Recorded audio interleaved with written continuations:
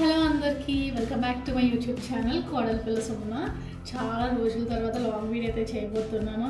నీ fans waiting ఇక్కడ.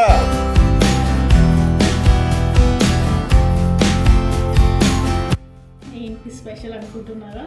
ఈరోజు నేను ఉప్పు చేప కర్రీ చూపించబోతున్నాను. Let's go in to the video. ఎందుకు? ప్లీజ్ ఇగ్నోర్ మై బ్యాక్గ్రౌండ్, చాలా క్లమ్జీగా ఉంటుంది.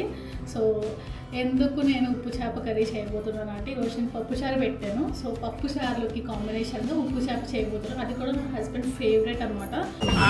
సో కలుపులో ఆయనకు నచ్చదు, సో సెపరేట్ కర్రీ లాగానే ఇష్టపడతారు. సో అందుకనే ఎలా చేయాలో ఈ వీడియోలో చూసేద్దాము. నా ఛానల్కి మీరు ఇదే మొదటిసారి వచ్చినట్లయితే సబ్స్క్రైబ్ చేసుకోండి. అలాగే నా ఛానల్ నోటిఫికేషన్స్ రావడం కోసం బెల్ ఐకాన్ని క్లిక్ చేసి ఆల్ అని ఉంటుంది, దాన్ని సెలెక్ట్ చేసుకోండి. ఏం చెప్పావురా? ఇందులో నీకేం అర్థమైందిరా? అర్థం కాకే ఏం చెప్పావురా అని అడిగాను. ఫస్ట్ అయితే అసలు ఉప్పు చేప ఎలా ఉంటుందో మీకు చూపిస్తాను అనమాట. సో నా దగ్గర ఉన్న ఉప్పు చేప అయితే పండుగప్ప, దీని పేరు పండుగప్ప. సో ఇలా ఉంటుంది లేయర్డ్గా. సో ఇది ప్రిజర్వేటివ్గా సాల్ట్ యూస్ చేస్తారనమాట ఎక్కువ కాలం ఉండడానికి. సో అందుకనే చాలా ఉప్పగా ఉంటుంది. సో దాన్ని మనం ఏం చేయాలంటే చిన్న చిన్న ముక్కలుగా కట్ చేసుకొని ఇలా వాటర్లో ఒక 30 మినిట్స్ పాటు నానబెట్టుకోవాలి. నానబెట్టుకుంటే అప్పుడు ఉప్పు అంతా పోతుంది అనమాట. అప్పుడు ఒక 2-3 టైమ్స్ రిపీటెడ్గా వాష్ చేసుకోవాలి, దాంట్లో డస్ట్ అంతా పోయేంత వరకు. తర్వాత మనం కర్రీ అంతా స్టార్ట్ చేయవచ్చు. ముందుగా ఒక బాణీలో ఒక 3 టేబుల్ స్పూన్స్ ఆయిల్ వేసుకోవాలి.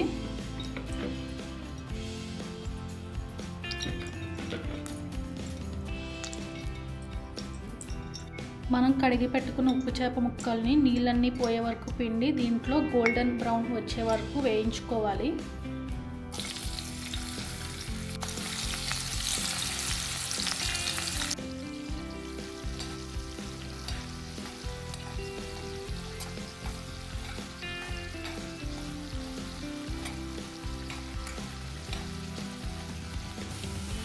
ఇలా గోల్డెన్ బ్రౌన్ కలర్ వచ్చిన తర్వాత ఇదంతా ఒక ప్లేట్లోకి తీసి పక్కన పెట్టుకోవాలి. సేమ్ ఆయిల్లోకి మనం కట్ చేసి పెట్టుకున్న ఉల్లిపాయ పచ్చిమిరపకాయ వేసుకోవాలి.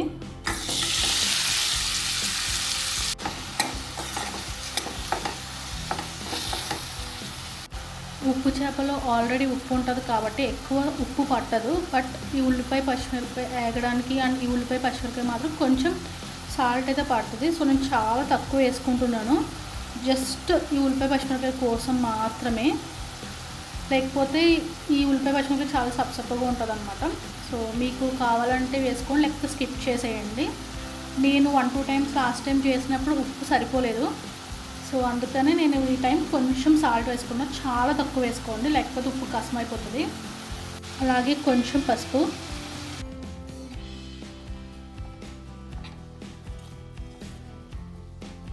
ఇలా గోల్డెన్ బ్రౌన్ కలర్ వచ్చిన తర్వాత దీంట్లో కొంచెం అల్లం వెల్లుల్లి పేస్ట్ వేసుకుంటే నీసు వాసన ఏమైనా ఉంటే పోతుంది అనమాట.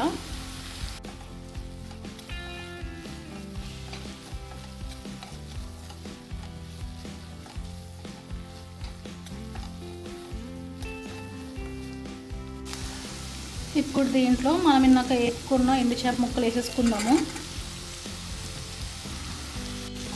కలుపుతూనే ఉండు.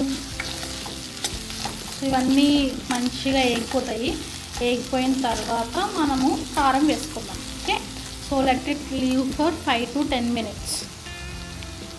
ఆఫ్టర్ 10 minutes ఇలా అన్నీ వేగిపోయి అడుగంటిపోతుంది అనమాట. సో ఇప్పుడు మనం కారం వేసుకోవాలి. సో చాలామంది పాత వీడియోస్లో అడిగారు అనమాట, ఏం కారం యూస్ చేస్తున్నారు మీరు అని చెప్పి. నేను ఎక్కువగా 3 రోజెస్ ఆశీర్వాద్ యూస్ చేస్తాను. బట్ ఈసారి మాత్రం ఆడించుకున్న కారం యూస్ చేస్తున్నాను అనమాట. ఇంక తెలుసు కదా, ఆడించిన కారం అంటే ఎండలో మిరపకాయలు పెట్టి దాంట్లోకి వెల్లుల్లి, జీలకర్ర, ధనియాలు అవన్నీ వేసి పొడి చేసి ఇలా ఫైనల్గా ఇలా చేస్తారనమాట. సో ఇది ఇప్పుడు వేస్తున్నాను. సో నేను ఒక 1.5 టేబుల్ స్పూన్ వేసుకుంటున్నాను, నాన్ వెజ్ కాబట్టి.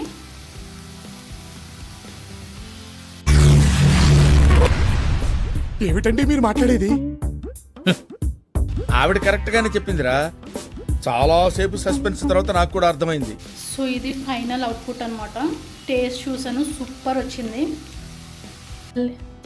సో ఫైనల్లీ వేడి వేడి అన్నంలో ఉప్పు చేప అండ్ పప్పు చారు వేసుకొని తింటే సూపర్ ఉంటుంది. సో టేస్ట్ చేద్దాం పదండి.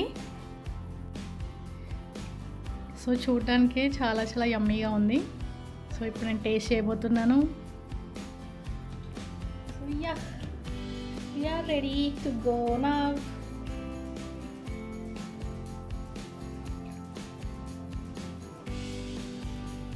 సూపర్ వచ్చింది.